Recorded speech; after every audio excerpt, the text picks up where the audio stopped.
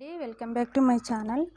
చూడండి, మనము నెక్కి ఇన్విజిబుల్ పైపింగ్ వేసినప్పుడు ఇక్కడ వీపు దగ్గర కూడా కిందకి పైపింగ్ వేసుకుంటే చాలా బాగుంటుందండి.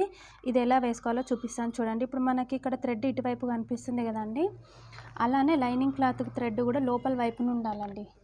ఇలా ఇప్పుడు ఈ లైనింగ్ క్లాత్ థ్రెడ్ కూడా మనకు లోపల వైపు వచ్చేటట్టు చూసి దీని పక్క నుండి ఒక స్టిచ్ అయితే ఇలా స్టిచ్ చేసేసుకోవాలండి. చూడండి, ఇది మనకి కుడివైపుకే ఉంది కదండి, దీన్ని ఇలా పెట్టేసుకొని ఇలా అయితే స్టిచ్ చేసుకుంటూ రావాలండి.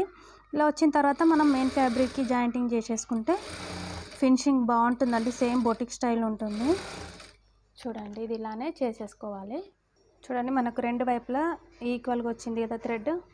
ఇలా ఆపోజిట్ వైపులు ఉండేటట్టు చూసుకొని మళ్ళీ మెయిన్ ఫ్యాబ్రిక్కి జాయింటింగ్ చేసుకోవాలి. చూడండి, మనం మెయిన్ ఫ్యాబ్రిక్ జాయింటింగ్ చేసుకునేటప్పుడు ఈ విధంగా చేసుకోవాలి.